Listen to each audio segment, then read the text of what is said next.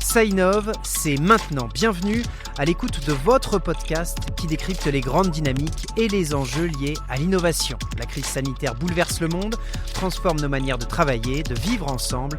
L'innovation, c'est la clé pour se réinventer demain. Dans cet épisode, il sera question des nouvelles techniques de management. Ça innove, un podcast présenté par l'Agir Carco, acteur de référence de la retraite. L'Agir Carco et les groupes de protection sociale innovent au service de tous, partenaires, bénéficiaires, mais aussi leurs propres collaborateurs. L'experte innovation de cet épisode nous vient du groupe de protection sociale IRSEM, qui a bousculé les codes du management pour devenir ce qu'on appelle une entreprise libérée.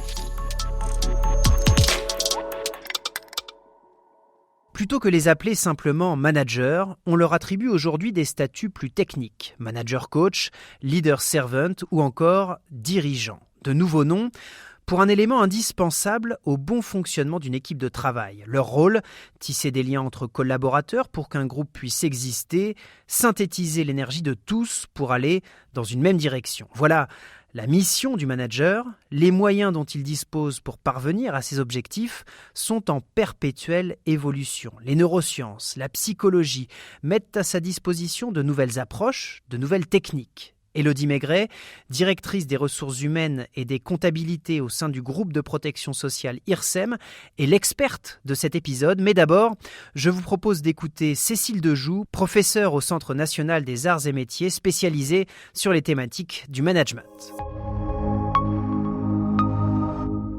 Manager et innover sont presque des mots synonymes.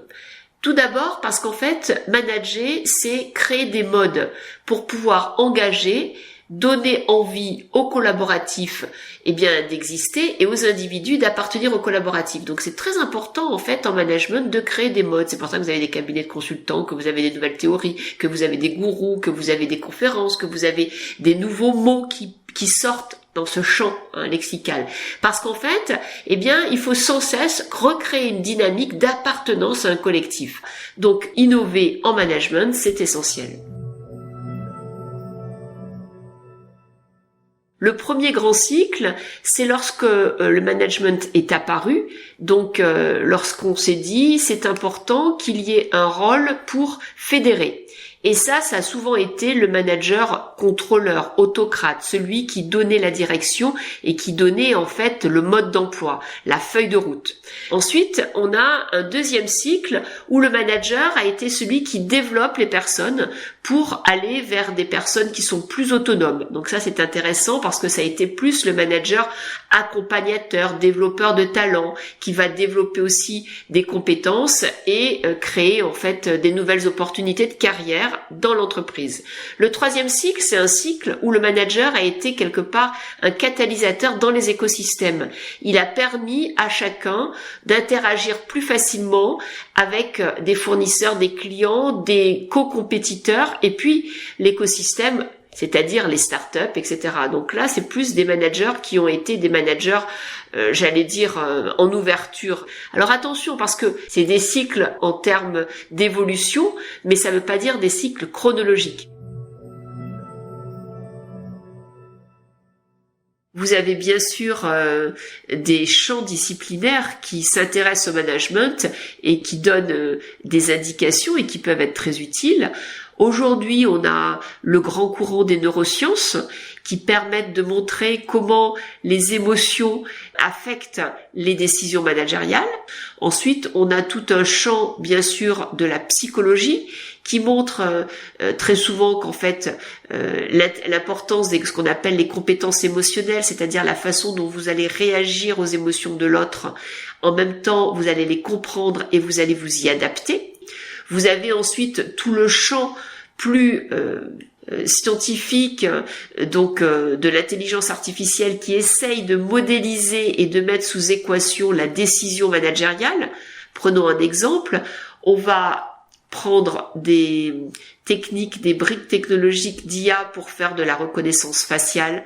de certains collaborateurs, pas en France, c'est interdit, mais dans d'autres pays. On va voir comment chaque membre de l'équipe réagit et quelles sont ses émotions. C'est un système d'IA qui va faire l'analyse des émotions et en fonction de cette analyse, elle va recommander un type de profil pour l'entrée d'un nouveau collaborateur dans un collectif en disant il faudrait que la personne soit avec tel et tel critère ou tel et tel profil. Donc c'est des tentatives de modélisation managériale. De même, on peut le faire sur, par exemple, la motivation des personnes ou le recrutement des personnes. On fait de l'analyse avec de la reconnaissance faciale des sentiments de la personne et on voit si elle est adaptée au poste avec des entretiens en vidéo. Donc vous avez ce champ-là, donc les neurosciences, la psychologie, vous avez bien sûr l'ergonomie qui va s'attacher aux postures des personnes en situation de travail, vous avez tout le champ lié au care, c'est-à-dire comment le manager va prendre soin de son équipe, vous avez tout le champ lié à la psychosociologie où on va travailler sur ce qu'on appelle les maladies liées au management, le burn-out, le bore-out, le brain-out, c'est-à-dire les maladies où on s'ennuie, où on travaille trop, où il n'y a plus de sens, etc. Donc, toutes aujourd'hui les champs de ce qu'on appelle les sciences molles, c'est-à-dire on regarde les sciences dures et les sciences, quelques sciences dures, s'intéressent aux pratiques de management. De toute façon, manager, ça commence à la maison quand vous avez 2 ados. Je veux dire, c'est comment interagir avec l'autre pour essayer de progresser ensemble vers un objectif commun. Le monde du travail, il va changer d'un point de vue physique. Il va y avoir une vraie réflexion, je pense, sur est-ce qu'on retourne tous au bureau ? Est-ce qu'on télétravaille ? Est-ce qu'on va avoir des endroits où on va pouvoir passer pour rencontrer des collègues et qui seront pas le siège, etc. Donc il va y avoir une réflexion, il va y avoir des adaptations sur les lieux de travail. Ça va être une première piste. Un deuxième angle, ça va être, bien entendu, les nouvelles compétences que l'on attend aujourd'hui des collaborateurs. Pourquoi ? Parce que si on décide de faire de plus en plus de télétravail, ça veut dire qu'on peut recruter des gens dans le monde entier. Ça veut dire que la place du collaborateur, elle peut aussi bien être à New York qu'à Singapour ou en Indonésie. Et donc, en fait, on va être dans des façons de travailler totalement différentes. Ensuite, il va y avoir, bien entendu, comment on va recréer du collectif. Parce qu'une organisation, c'est pas une somme d'individus, c'est des individus, mais aussi du collectif pour avoir des idées, pour avoir des projets et pour avoir, bien entendu, des innovations. Le quatrième axe, ça va être tous les systèmes de contrôle et de pilotage. Et là, l'IA va bien entendu avoir sa part du gâteau, puisqu'elle est excellente dans la classification, le tri, la mise en relation et l'optimisation. Donc, dans les systèmes de pilotage, les systèmes d'optimisation et les systèmes de coordination, là, bien entendu, il va y avoir plein de nouveaux métiers, il va y avoir certainement de nouvelles façons de travailler. Un exemple tout simple. Hier, le manager a rencontré ses collaborateurs au bureau. Aujourd'hui, il va les rencontrer par Zoom, Teams, et il va les voir peut-être plus one-to-one dans un lieu qui sera un lieu entre le lieu de travail et le lieu d'habitation. Et très bien. Et demain, peut-être que le management, il va se faire de plus en plus par notification, c'est-à-dire qu'en fait, comme le chauffeur Uber, on va vous envoyer par un système d'IA, une tâche à faire dans le temps que vous avez qui est noté sur votre agenda. Et en fait, l'acte managérial, ça sera peut-être un acte à la fin de la journée de feedback et non plus un acte simplement d'impulsion, c'est-à-dire de qu'est-ce que vous devez faire, mais plutôt qu'est-ce que vous avez fait. Donc c'est intéressant de voir qu'on est passé en fait d'une logique territoriale à une logique homme-machine où on va avoir des systèmes qui vont optimiser les principaux actes managériaux. Ce qu'il faut bien comprendre, c'est qu'en fait, aujourd'hui, avec ce qu'on a vécu avec la crise du Covid, on est dans un monde d'incertitude.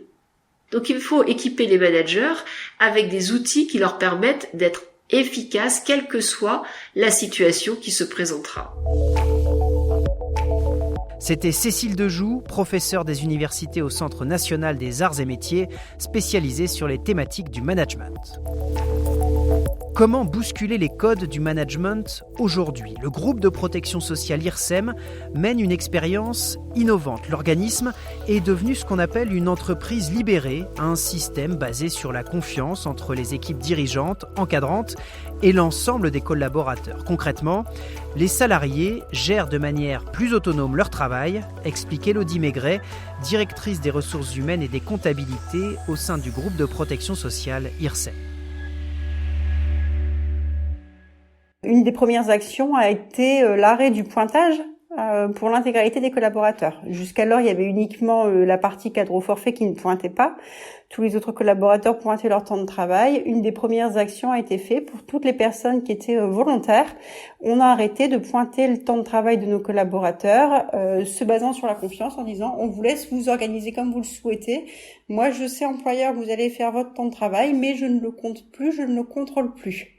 Et je vais suivre au niveau des missions et des réalisations.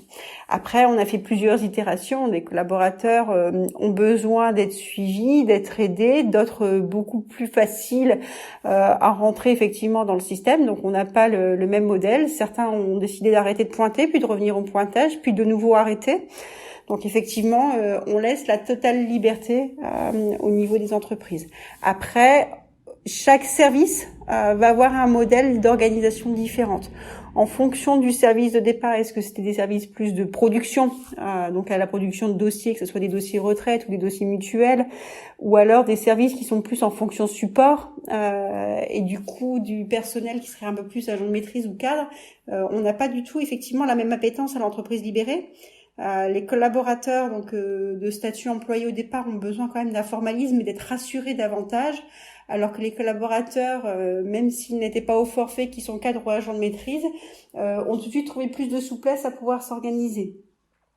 À aujourd'hui, de manière générale, par exemple, dans certains services, les managers n'interviennent plus du tout sur la validation des congés.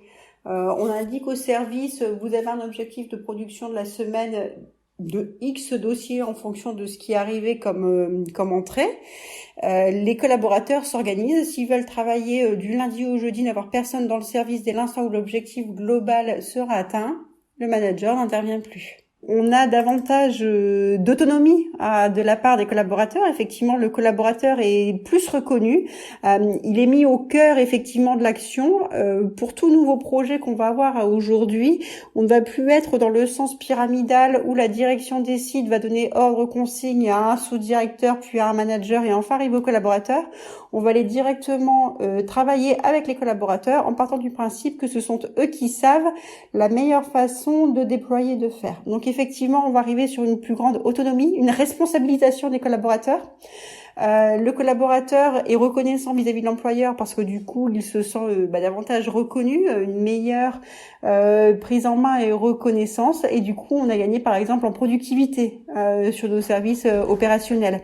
Donc effectivement, on gagne à tout niveau et à tout étage. Alors effectivement, moi, je dois le promouvoir de par ma fonction, mais même au quotidien et sur les activités que je gérais, qui soit aussi comptable et puis achat, contrôle de gestion, puisque j'ai pas que la fonction RH, c'est effectivement un plus de manière générale, et on arrive à avoir des collaborateurs qui en fait ont investi leur lieu de travail plus comme une obligation, mais vraiment comme un plaisir, et on y va tous dans le même sens avec une même raison d'être pour pouvoir atteindre l'objectif de l'entreprise. Vous venez d'écouter Ça innove, le podcast qui vous parle des grandes dynamiques et des enjeux liés à l'innovation. Une émission produite par l'Agirc Arrco, acteur de référence de la retraite. Si vous souhaitez approfondir le sujet du management innovant en lien avec l'intelligence artificielle, nous vous conseillons le livre de Cécile Dejoux, Ce sera l'IA ou moi, paru aux éditions Vuibert. N'hésitez pas à noter l'émission, à nous laisser des commentaires, on a hâte de vous lire.